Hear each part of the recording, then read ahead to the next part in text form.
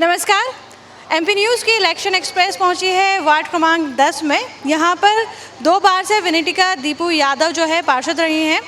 Ward का काफ़ी विकास हुआ है, जो दिखाई भी दे रहा है। यहां के लोग संतुष्ट हैं।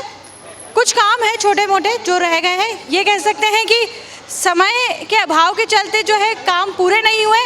यहाँ के लोगों का कहना था कि समस्याएं बहुत बड़ी थी, बहुत विकराल थी, जिन्हें समेटते समेटते समय लगना जो है वाजिब था। बावजूद इसके यहाँ के रहवासी जो है अपने पार्षद से खुश है और अब की बार भी चाहते हैं जो दीपू जी है उनको वो वोट दें कि वार्ड का विकास जो है निरंतर होता रहे और वार्ड जो है आदर्श वार्ड बने। आपका बहुत बहुत स्वागत है दीपू जी। जी, आपसे जानना चाहेंगे कि आप किन मुद्दों पे जो है चुनाव लड़ रहे हैं इस वक्त? हमारा यहाँ मुद्दा मुख्य रूप से था विकास। और यहाँ जो पुराना बाणगंगा है और गरीब बस्तियाँ, पिछड़ी बस्तियाँ हैं और जहाँ पानी की बहुत समस्या थी और यहाँ स्कूल की समस्या थी, बच्चों के खेलने के ग्राउंड की समस्या थी, यहाँ सामुदायिक भवन की समस्या थी। यहाँ बच्चों के लिए कोई ऐसा खेलने का कोई स्थान नहीं था। उसी छोटी छोटी समस्या देने से लेकर जो मूलभूत सुविधा रहती है और जो यहाँ के श्रमिक लोग हैं उनको जाने के लिए जो कनेक्टिविटी, हमारे लक्ष्मी नगर स्टेशन पे जाना हो, चाहे वो पोलो ग्राउंड के एरिया में काम करने के लिए जो महिलाओं को जाना हो, पुरुष को जाना, ऐसी समस्याओं के लिए हमने कई विकास कार्य के लिए जैसे बदल के भट्टे का पुल का निर्माण किया, आपके बाणगंगा गली नंबर 2 में पुल का निर्माण किया, महेश नगर से लक्ष्मी नगर स्टेशन जोड़ने का पुल का निर्माण किया और अभी विशाल नगर से लक्ष्मी नगर स्टेशन के लिए पुल का निर्माण जो स्वीकृत हो चुका है वो काम ऐसे है जो करें। एक शासकीय स्कूल जो पुराना था उसको बनवाया, ऐसे कई समस्या हल करी यहाँ पर।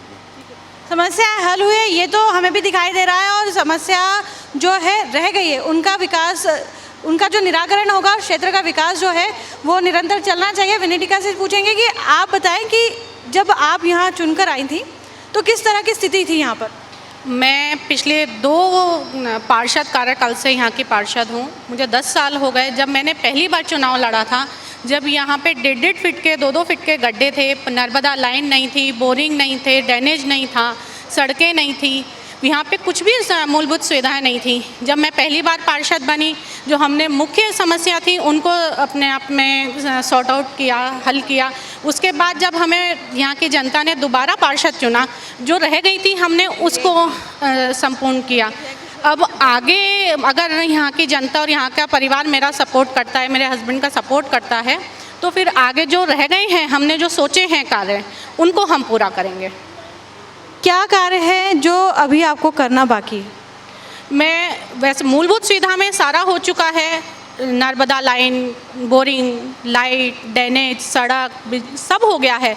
लेकिन अब हमारा है कि हम सामुदायिक भवन बनवाएं और जैसे हमने वाल्मीकि नगर में हमने भूमि पूजन कर दिया है, बनना बाकी है। अभी हम बदल के भट्टे पे है और हम चाहते हैं कि बाणेश्वर भगवान के नाम से, बाणेश्वर कुंड के नाम से एक मुख्य द्वार बनवाए जो कि हम नाके पे चाहेंगे। यहाँ की जनता के लिए हम एक लाइब्रेरी चाहेंगे, पुस्तकालय की, जो यहाँ निगम देखे कि कहाँ सरकारी ज़मीन है और हम वहाँ पे होंगे। मेरे क्षेत्र में कई कुएँ बावड़ी हैं, जैसे कुंड के पीछे है कुआं है, बावड़ी है, जिसकी निगम द्वारा सफाई करवाई गई। प्रागेश्वर मंदिर पे है, बदल के भट्टे पे है, मेन रोड पे है, कई हैं जिसको हमने आज तक सुरक्षित रखा हुआ है और संरक्षित रखा हुआ है और हम आगे भी इसी तरीके से इनका ध्यान रखेंगे, ख्याल रखेंगे। पार्षद कोई भी हो, लेकिन जल स्रोत यही रहेंगे, इसलिए हमें इनको सुरक्षित रखना है। बड़ी अच्छी बात कही है कि यहाँ पर एक लाइब्रेरी होना चाहिए। ये एक ऐसा मुद्दा है जो पहली बार मैंने, जितनी वार्ड में हम लोग गए हैं वहाँ पर पहली बार किसी ने कहा है कि एक लाइब्रेरी होना चाहिए। और निश्चित तौर पे यदि एक लाइब्रेरी होती है तो बुज़ुर्गों के लिए भी अच्छा है, हमारे बच्चों के लिए भी अच्छा है, युवाओं के लिए भी अच्छा है कि ज्ञान जो है बहुत आसानी से प्राप्त हो, वो बड़ी अच्छी बात होती है। और जिस तरह का बताया कि यहाँ पर जो है मजदूर वर्ग रहता है तो उनके लिए एक लाइब्रेरी की जो व्यवस्था है बड़ी अच्छी, कि वहाँ पर जो है लोग आएँ, जब भी समय मिलता है किताबें पढ़ें, अच्छा ज्ञान प्राप्त करें। यहाँ पर कुछ महिलाएं हैं, उनसे जानते हैं आपको किसी तरह की कोई समस्या है? कोई समस्या नहीं है, दीपू भैया है, लाड़ी है, सब बढ़िया है। आपके यहाँ लाइट आती है बराबर? आते लाइट तो पानी की किसी को समस्या है? नहीं। पानी भी आ रहा है बराबर? अच्छा, यहाँ पर पूछ रहे, आप बताएं, आपको कोई समस्या है? नहीं, कुछ भी समस्या नहीं, पानी की थोड़ी समस्या है बस। हाँ, ज़्यादा कुछ समस्या नहीं है भैया के आने से, कोई समस्या नहीं। हाँ, तो ये जो पानी की समस्या है, ये शुरुआत से बनी हुई है या अभी कुछ दिनों से? नल में कचरा अटकने से समस्या आ रही, नहीं तो अच्छे चलते थे कचरा बढ़िया। अटकता है उसमें इसलिए। हाँ, मतलब यहाँ पर जो है किसी भी तरह की समस्या नहीं है, सड़कें बनी हुई है, सीमेंटेड सड़कें बनी हुई है, पानी की सुविधा है। कुछ समय से पानी नहीं आ रहा है, मतलब जल नल की जो सुविधा लोगों को मिलना चाहिए वो बराबर मिली हुई है। किसी कारण से जो है जल प्रदाय कुछ समय के लिए जो है अवरुद्ध हो जाता है, कभी कम आता है पानी। ये एक बहुत ही छोटी समस्या है जिसका समाधान भी हो जाएगा। आपसे जानना चाहेंगे, जैसे अभी बात हो रही है कि जल समस्या जो है कुछ समय से बनी हुई है, तो इसका कैसे समाधान करेंगे? आप आते हैं।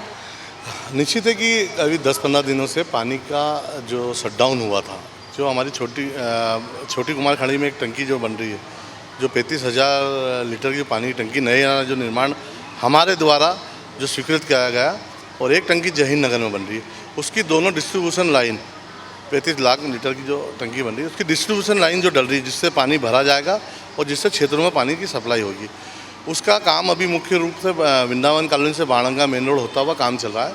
उसके कारण से कुछ पानी की दिक्कतें कुछ आ रही है, और कई जगहों जैसे अभी हमें लाइन डालना पड़ रही है, तो कई जगह टूट हुई है उसके कारण से। बेसिक यहाँ पानी अभी 4 जगहों से आता है। एक तो आता है महाराणा प्रताप टंकी से, एक आता है हमारा सदर बाज़ार से, एक आता है अपने पन्नी बटालियन से, और एक डायरेक्ट सप्लाई। 4 जगह सप्लाई से आने के बाद 10 सालों में अब टंकी बनेगी, तो जहाँ जो 10 मिनट नल चलते हैं वो काफ़ी देर तक, जो 2 घंटे 3 घंटे जो नल चलने का पर्याप्त नर्मदा का पानी लोगों को मिलेगा। और जैसा कि आपने बताया कि अभी एक जो नाला टेपिंग का काम चल रहा है, जिस नाला टेपिंग के कारण हमें नर्मदा की कई जगह तोड़ फोड़ हुई है नर्मदा के कारण, उसके कारण से पानी की हमें कहीं थोड़ी बहुत दिक्कत है। अच्छा दीपू जी, मैंने अभी जब मैं आपसे बातचीत कर रही थी तब पता चला कि आप वो जो नाला टेपिंग का काम है उससे आप खुश नहीं हैं। नहीं, मैं तो बिल्कुल खुश नहीं हूँ, क्योंकि नाला टेपिंग का काम एक साइड से चल रहा है। दोनों साइड रिवर जो हमारी, जिसको हम नदी बोलें या जिसको हम गंदा पानी के लिए नाला बोलें, उसके दोनों साइड कंपेयर में लाइन डलना चाहिए, जिससे कि जो क्रॉस पाइप की है, क्योंकि ये निचली बस्ती है और ये फ्लो पूरा अपना जो आपका सिरपुर से पानी ये आएगा आखिरी एंड। तो जितनी भी जब फ्लो से पानी आता है, तो जब उनमें क्रॉस जो पाइप की है उससे पानी रुकेगा और बस्तियों में भराएगा। कई जगहों उनने बेस नहीं करा, उनको व्यवस्थित उनको मतलब जो नियम होते हैं नाला टेपिंग के, उसका पूरा पालन नहीं किया। मेरे कने फुटेज है, मैंने समय रहते हुए जो नाला टेपिंग के जो काम देख रहे हैं उनको फुटेज भेजे हैं। उनने जो गुणवत्ता करना चाहिए, जितनी जल्दबाजी में काम किया, उस जल्दबाजी का शायद मुझे लगता है कि शहर को ज़्यादा बारिश हुई तो खामियाजा भुगतना पड़ेगा। अब क्योंकि आप इस क्षेत्र के पार्षद हैं और नाला टेपिंग का जो खामियाजा जो यहाँ के लोग भुगतेंगे वो आप ही के ही वार्ड के लोगों को ज़्यादा तकलीफ होगी, तो इसके लिए आप अब क्या कदम उठाएंगे? यहाँ के लोगों को नहीं होगी, शासन का पैसे का दुरुपयोग भी होगा। शासन के पैसे का जो शासन ने जो पैसा लगाया उसका दुरुपयोग होगा। मैं खामियाजा भुगतने की बात नहीं कर रहा हूँ, मैं बात कर रहा हूँ कि नाला टेपिंग बहुत अच्छी व्यवस्था है, उससे हमें आने वाले समय में सुधार भी मिलना चाहिए, मगर बहुत जल्दबाजी में जो काम किया है, जिसको समय रहते हुए शायद उसको व्यवस्थित काम करते तो शायद बहुत अच्छा काम। मतलब आपका कहना है कि एक नीति के तहत कार्य नहीं किया गया है। यहाँ पर कुछ लोग हैं, बुजुर्ग हैं, आप बताएं किसी तरह की समस्या है आपको? ऐसे तो कोई समस्या है नहीं, अब सारे काम इन्होंने सब काम कर दिए हैं। नाले का जो है टैंक का वो अब चल ही रहा है, उसमें जो दिक्कत है भाई साहब ने बताया ही, पानी का भी तकलीफ आती है। आप बताएं क्या समस्या है?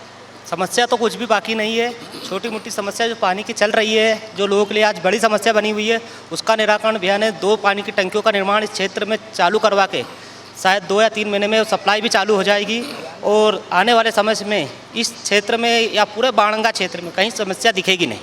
मतलब आप जो है संतुष्ट है दीपू यादव जी से, और जो विनीतिका जी है पूर्व पार्षद, उनसे भी खुश हैं, और अगली बार जब चुनाव होते हैं तो आप जो है इनको वोट देंगे? बिल्कुल वोट देंगे, क्योंकि इन्होंने विगत 10 सालों से इस क्षेत्र की समस्या को काफ़ी कुछ रूप से हल किया है। सिर्फ जल संकट का तो आज एक ही वार्ड में इनके प्रयासों से 2-2 पानी की टंकियां बनाई जा रही है, ताकि इस क्षेत्र में कोई जल समस्या ना रहे। बाकी इनके कार्यों से यहाँ की आम जनता सभी लोग काफ़ी संतुष्ट हैं। बहुत अच्छी बात है। जब जनता संतुष्ट होती है तो इसका मतलब ये होता है कि वहाँ के जो जनप्रतिनिधि हैं उन्होंने कार्य किया है। निश्चित तौर पे जब कार्य होता है तो दिखाई देता है, और दिखाई देता है तभी जनता संतुष्ट होती है। विनिका जी, आपसे जानना चाहेंगे कि जैसे हम अभी अंदर आ रहे थे तो रास्ते में जो है पानी बह रहा था, तो आपने कभी, अब क्योंकि आपका कार्यकाल रहा 10 साल का और महिलाएं ज़्यादातर घर में रहती, तो आपने उनको इन सब चीज़ों के लिए जागरूक करने की कोशिश की कि यार जल संरक्षण करें, क्योंकि आने वाले समय में जो है हमारे लिए बहुत ज़रूरी होता है? हाँ, ये है, हमें भी दिखता है कि, और लोगों की भी समस्या है कि, लेकिन क्या होता है, घर छोटे हैं, बाहर बच्चे हैं या कहें तो बाहर पानी निकलता है। तो अब आगे यही चाहेंगे कि स्टीम वाटर लाइन या नल हो, जिसकी वजह से जो ये पानी सड़कों पे बह रहा है उसका समाधान हो सके। अब क्योंकि बात बच्चों की हो रही है तो शिक्षा का क्या स्तर है आपके इस वार्ड में? स्कूल है, यहाँ सरकारी स्कूल भी है और यहाँ के बच्चे जाते हैं, शिक्षित है। आगे वाली पीढ़ी पढ़ाई पे ध्यान दे रही है। आंगनवाड़ी है? हाँ, एक आंगनवाड़ी है। सारी सुविधाएं वहाँ मिल रही बराबर? हाँ, बिल्कुल। बड़ी अच्छी बात है कि स्कूलों पे, शिक्षा पे, आंगनवाड़ी, ये जो एक बहुत बेसिक चीज़ें होती है हर वार्ड की, और उस वार्ड की जहाँ पर मजदूर वर्ग रहते हैं, निम्न वर्ग के लोग रहते हैं, उनको ये सुविधा मिलना चाहिए। दीपू जी, आपसे जानना चाहेंगे कि सरकारी योजनाओं का लाभ आपके वार्ड में लोगों तक पहुँच रहा है? हाँ, मेरे पिताजी पूर्व विधायक बल्लू यादव स्वर्गीय 94 में चुनाव लड़े थे। उस दिन से आज तक जो बाणगंगे का ऑफिस है तो आज तक चल रहा है। वो वहाँ जो छोटी मोटी समस्या थी, चाहे माता हो, चाहे बहन हो, चाहे बुजुर्ग हो, चाहे विकलांग हो, वहाँ जाके समस्या हल करते हैं। और निरंतर हम प्रयासरत यही रहते हैं कि जो सरकारी योजना है, जितनी भी सरकारी, चाहे बिजली माफ़ी की हो, चाहे गरीबी का राशन कार्ड हो, चाहे उनके पेंशन की समस्या हो, चाहे उनके आधार कार्ड की समस्या हो, चाहे उनकी समग्र आईडी की समस्या हो, चाहे उनकी जो ज़रूरतें हैं सरकारी योजनाओं की, चाहे अभी एक कार्ड बनता है उसका अपना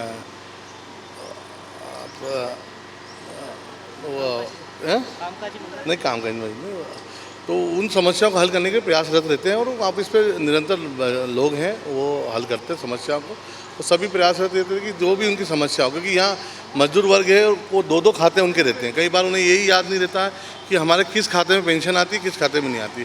तो जब हम उनको बताते हैं कि आपका जो दोनों खाते हैं उनको बैंक में जाकर उनकी एंट्री कराएं, जब वो एंट्री कराते हैं तो उनको हमको समझाना पड़ता है कि ये आपके इस खाते में पेंशन आ रही है, जो आपने इस खाते का जो पेंशन में लगाया था, इस खाते में पेंशन आ रही, तो वो संतुष्ट हो जाते हैं, फिर चले जाते हैं। छोटी छोटी समस्याओं के लिए आते हैं और वो निराकरण करते हैं।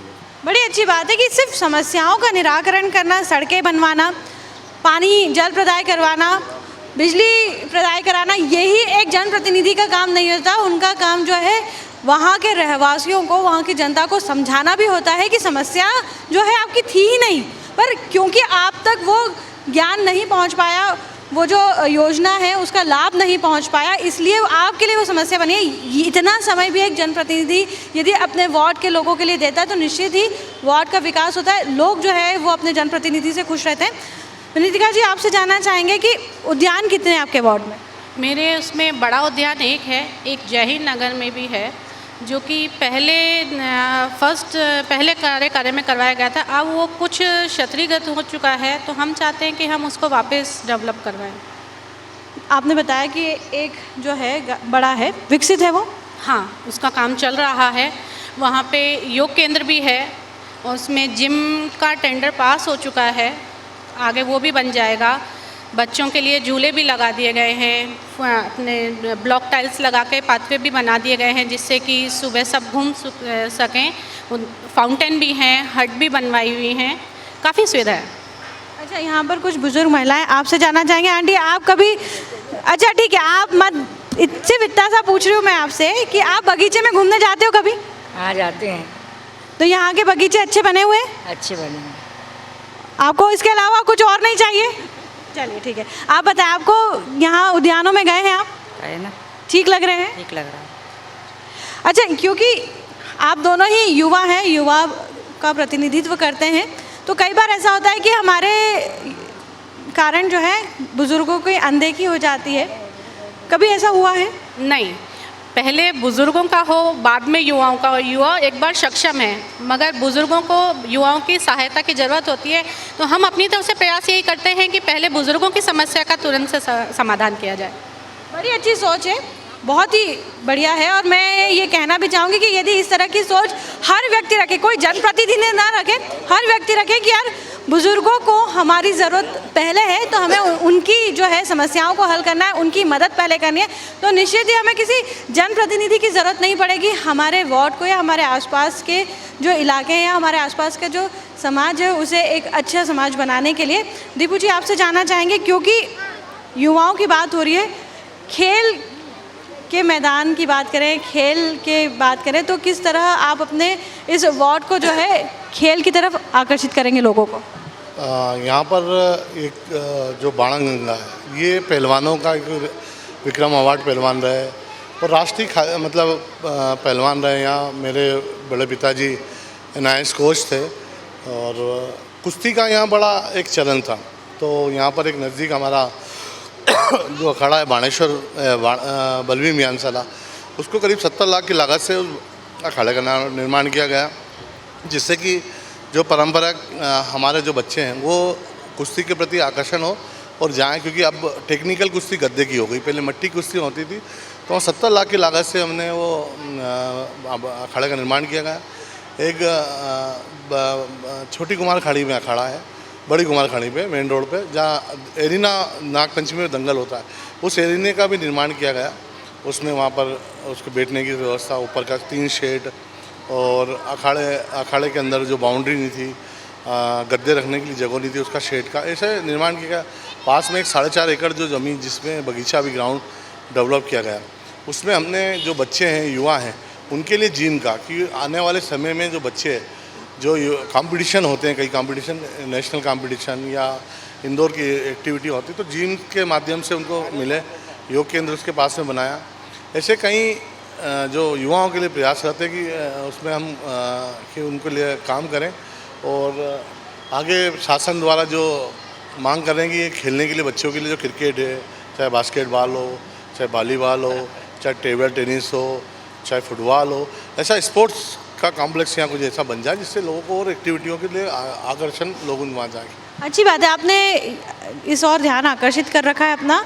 दूसरी ओर, जैसे आपने कहा कि ये जो बाणगंगा का जो इलाका है ये कुश्ती के लिए जो है प्रसिद्ध है, पर क्योंकि आज हमारे बच्चे या हम जो है टीवी है, मोबाइल है, नई टेक्नोलॉजी में इतने फंसे हैं कि हम इन सब चीज़ों से दूर हो गए। आज हम देखें तो शायद बहुत कम लोग हैं जो कुश्ती देखने जाते हैं। या तो किस तरह से आप जो है युवाओं को अपने पुराने जो खेल हैं उस तरफ आकर्षित करें? नहीं, ऐसा नहीं है। यहाँ के बच्चे आज भी, अभी कुछ दिन पहले भास्कर में हमारे इंदौर का एक बच्चा है जिसने नेशनल अवार्ड जीता और उसे शासन द्वारा, पूर्व स्पीकर जो हमारी ताई है, उनने उसको अनुदान भी दिया, क्योंकि आगे उसको प्रोत्साहन मिले। ऐसे यहाँ बच्चे, काफ़ी बच्चे हैं जो मल्ला आश्रम साईं, जो साईं मतलब एक संस्था होती है जिससे खेलने के लिए अनुदान मिलता है, उससे कई बच्चे यहाँ कुश्ती के मल्ला आश्रम जाते हैं और टेक्निकल जो कुश्ती गद्दे की होती है उसके प्रोत्साहन के लिए हम उनको बढ़ाते भी हैं, क्योंकि वो काफ़ी दूर पड़ता है मल्ला आश्रम। इसलिए हम यहाँ लोकल हमारा जो बलवीर मियांसाला, उसमें गद्दे लगाकर जो करना चाहते हैं कि यहाँ आके बच्चे यहाँ पर भी सीखें और ये प्रोत्साहन उनको मिलेगा तो आगे इंदौर शहर का, हिंदुस्तान का नाम रोशन करेंगे कुश्ती के लिए। बड़ी अच्छी बात है। यहाँ पर विनीतिका से जानना है कि आप बताएं, महिलाओं की बात हो रही है तो महिलाओं के स्वरोजगार के लिए किसी तरह का प्रशिक्षण शिविर या कोई सरकारी योजना के तहत कोई कार्यक्रम इस तरह का आयोजन किया आपने? नहीं, अभी तक इस तरह का कार्यक्रम, क्योंकि यहाँ की महिलाएं ज़्यादातर अपना खुद कमाती हैं। बहुत गरीबी वर्ग है मेरे क्षेत्र में, वो जाती हैं, ड्यूटी जाती हैं, करती हैं, तो वो नहीं हो पाता है। अच्छा, अभी मैंने देखा था कि आप जो है कुछ बालिकाओं को सिलाई मशीन ये सब दे रही थी, तो वो किस योजना के तहत दे रही थी? नहीं, वो किसी योजना के तहत नहीं था, वो हमारे द्वारा दी गई थी। वो हमारे वार्ड की भी नहीं थी, एक लड़की है जो निराश्रित है, उसको ज़रूरत थी तो दे दी। अच्छी बात है कि जब हम विकास की बात करते हैं, जब हम लोगों के लिए बात करते हैं कि हम लोगों के लिए ये करना चाह रहे हैं, तो हम किसी वार्ड में ना बंधे रहें, हम किसी सीमा में ना बंधे हुए हम सिर्फ जो है जन सेवा का काम करें तो हमें आशीर्वाद भी मिलता है, शुभकामनाएं भी मिलती है। यहाँ पर जानना चाहेंगे स्वास्थ्य की क्या स्थिति है? यहाँ पे एक सरकारी हॉस्पिटल है जो मेरे पूज्य ससुर रामलाल जी के द्वारा भूमि पूजन कराया गया था। उसके बाद हमारे सीएम सर ने भी वापस भूमि पूजन करके हमारे पूर्व विधायक सुदर्शन जी गुप्ता के साथ वापस भूमि पूजन करके उसका लेटर हो गया। हॉस्पिटल चालू है तो वहाँ पे सुविधा है। समय समय पर जो योजनाएं चलती है, स्वास्थ्य सुविधाओं के लिए बात होती है सरकार की तरफ से, जैसे पल्स पोलियो अभियान है, तो इस तरह की योजनाओं का या इस तरह के अभियान का लाभ यहाँ के लोगों को, यहाँ के बच्चों को मिल रहा है? हाँ, पूर्णतः से। अच्छा दीपू जी, आपसे जानना चाहेंगे, क्योंकि हम यदि मेन रोड की बात करें तो वहाँ पर जो है बसें निकलती है इंदौर उज्जैन की, लगातार शाम के वक्त जो है ट्रैफिक जाम की बड़ी गंभीर समस्या हो जाती है। मैंने आपको जो सबसे पहले जो आपसे बात की थी, बाणगंगा के अंदर बदल के भट्टे के अंदर जो हम एक पुल बना रहे हैं वो करीब 1.5 करोड़ की लागत से बनेगा, जिससे मरी माता की ओर जिंदगी जाते हुए हमारे जो पोलो ग्राउंड की ओर मुड़ जाएगा, तो वहाँ ट्रैफिक भी कम होगा। एक हमने विशाल नगर के अंदर पुल का जो निर्माण करेंगे, उससे जो लक्ष्मी नगर स्टेशन जाना, तो वहाँ से भी जो लक्ष्मी नगर स्टेशन जाएंगे तो जब कनेक्टिविटियाँ मिल जाएगी हमारे क्षेत्र में, क्योंकि हमारे क्षेत्र में दोनों साइड नाले हैं, तो दोनों साइड नालों के अंदर के तो मरी माता जाना पड़ता है या बाणगंगा नाके पे जाना पड़ता है, बीच में कनेक्टिविटी हो जाएगी। जैसे मैं आपको यहाँ से थोड़ा दूर लेके जाऊँगा तो एक पुल यहाँ हमने बनाया, उससे हमें कनेक्टिविटी मिली, तो लोग उन मेन रोड नहीं जाते हुए गलियों का उपयोग करते हुए अंदर चले जाते, तो ट्रैफिक कम होता है। जैसे बीच में डिवाइडर नहीं थे तो कहीं हादसे होने की संभावना रहती थी, तो शासन से मांग करी हमने, तो डिवाइडर जैसे बीच में बने तो हादसे नहीं हुए। अभी बीच में कई दिनों से शिकायत आ रही कि इसमें ब्रेकर बन जाए, तो अभी कल ही पत्र लिखा है माननीय विधायक जी से और ब्रेकर की मांग कर रहे हैं। और जैसे कि बदल के भट्टे का पुल बन जाएगा, विशाल नगर का पुल बन जाएगा, छोटी कुमार खाड़ी में जाने का एक रास्ता है वहाँ से बन जाएगा, तो ये जो ट्रैफिक है छोटा हल्के व्हीकल, जिससे हल्के व्हीकल से क्या होगा कि रास्ते हो जाएगा, ट्रैफिक इतना जाम नहीं होगा उससे। तो ट्रैफिक की एक समस्या की बात हुई, हम अपराधों की बात करें तो यहाँ की सुरक्षा के लिए क्या ठोस कदम उठाएं? निश्चित है कि पूर्व में जो हमारे पूर्व मुख्यमंत्री माननीय कमलनाथ जी, उन्होंने जो अभियान चलाया था, जो अभियान चला जिससे अपराध शहर के अंदर, प्रदेश के अंदर कम हुए थे, उस अभियान को चलाना आवश्यकता है। और ये थाना क्षेत्र बाणगंगा पड़ता है, ये बाणगंगा थाना क्षेत्र काफ़ी बड़ी बस्तियों का हो गया, मतलब इतनी, इस थाना क्षेत्र के अंदर शायद मेरे हिसाब से 7 या 8 वार्ड आते होंगे, 8 वार्ड का ये थाना क्षेत्र है। तो इसीलिए मैंने पूछा कि एक थाना जो है इतने सारे वार्ड के लिए काफ़ी होता है। हमने शासन से मांग करी है कि एक थाना और बनना चाहिए, जिसे भागरतपुरा भी इस बाणगंगा के अंदर आता है और वहाँ उप चौकी है, उसको थाना बनाया जाए। आपका बोरासले में MR10 पर ऑलरेडी एक चौकी बनी है, तो बोरासला के चौराहे पे एक थाना बन जाए या उप थाना बन जाए, तो उससे क्या होगा कि इस थाने का लोड भी कम होगा और अपराध में कमी भी आएगी, क्योंकि इतना बड़ा थाना क्षेत्र है कि शासन प्रशासन कहाँ ध्यान दें, क्योंकि हमारे बगीचे जो हैं, जैसे बाणेश्वर बगीचा है, जय हिंद नगर बगीचा है, वाल्मीकि नगर में, तो वहाँ महिला द्वारा कई बार शिकायत भी की जाती है कि भैया आपराधिक लोग यहाँ बैठते हैं या गलत जो लोग यहाँ के असामाजिक तत्व लोग आके यहाँ बैठते हैं, उनसे परेशानियाँ रहती हैं और समय समय पर रहते हुए हम थाना प्रभारी को सूचित करते हैं और उन पर कार्रवाई भी होती है। अच्छा, बात यदि हम थोड़ा से पीछे चल के करें कोरोना काल की, तो क्या स्थिति रही थी उस वक्त यहाँ पर? कोरोना काल विश्व की महामारी थी और देश की भी और हमारे शहर की भी। तो कोरोना काल में हमने हमारे परिवार समझकर, क्योंकि ये परिवार बाणगंगा के अंदर निरंतर हम 94 से लेकर अभी 2001 तक की बात करें तो जनप्रतिनिधि के रूप में तो है ही हैं हम लोग, जनप्रतिनिधि के रूप के बाद में हम इस परिवार के सदस्य हैं। तो इस परिवार के सदस्य के रूप में रहकर हमने घर घर, क्योंकि अभियान यहीं से चला, माननीय विधायक हमारे संजय शुक्ला जी द्वारा और हम दोनों ने पर घर पर जाकर राशन पहले दिया, उसके बाद में घर घर राशन दिया। 24 घंटे मेरा घर नज़दीक है, कोई समस्या आती तो घर आते थे लोग, कहीं राशन की दिक्कत आई तो हमने उनकी लिस्टें बनाई, शासन से मांग करी, संदीप सोनी जी से बोला तो संदीप सोनी जी ने नगर निगम द्वारा दिया गया, कलेक्टर महोदय को कई सूचना उन्होंने बोला कि मुझे दिया जाए तो कलेक्टर महोदय को भी बताया। ऐसी कोई कोरोना काल में मेरे क्षेत्र में मुझे नहीं लगता कि किसी को राशन के लिए बहुत परेशान होना पड़ा, क्योंकि शासन से भी मिला, हमने भी प्रयास करा और जो यहाँ रहवासी लेते हैं, जो लोकल जिनकी जो सक्षम है, उनने भी काफ़ी बांटा और हमने इस कोरोना काल में बहुत पारिवारिक स्तर पर मिलकर इस कोरोना काल को भगाया और राशन से लेकर चाहे कोई भी समस्या उसको हल करा। बड़ी अच्छी बात है कि जब ये ऐसी बात है कोरोना काल की जिसे कोई भी याद नहीं करना चाहता है और यहाँ पर किसी ने जनप्रतिनिधि के रूप में कार्य करते हुए एक परिवार की तरह काम किया। यहाँ के जो लोग हैं उन्होंने भी इस समस्या को समझा, उन्होंने भी अपनी तरफ से जो इतनी मदद हो सकती है लोगों की वो करी। शासन से आने वाली सुविधाओं का लाभ भी बराबर जनप्रतिनिधियों ने जो है लोगों तक पहुंचाया, ये बड़ी अच्छी बात है। हमारी शुभकामनाएं आप लोगों के साथ है थैंक यू। और हमारी शुभकामनाएं यहाँ पर देने की ज़रूरत नहीं है रहवासियों को, क्योंकि यहाँ पर तो ऑलरेडी काम हो ही चुके हैं। बावजूद इसके फिर भी हम ये कहेंगे कि जो बचे हुए काम हैं वो भी जल्द से जल्द ख़त्म हो, लोगों की जो थोड़ी बहुत समस्याएं हैं उनका भी समाधान हो, ये वार्ड जो है एक आदर्श वार्ड बने, यही शुभकामनाएं हमारे जो है यहाँ के जनप्रतिनिधि और यहाँ के लोगों के लिए है। यहाँ से इजाज़त लेते हैं और मिलते हैं किसी और वार्ड में, जानते हैं उस वार्ड की क्या है स्थिति, क्या वाकई वो आदर्श वार्ड है या फिर नहीं। नमस्कार।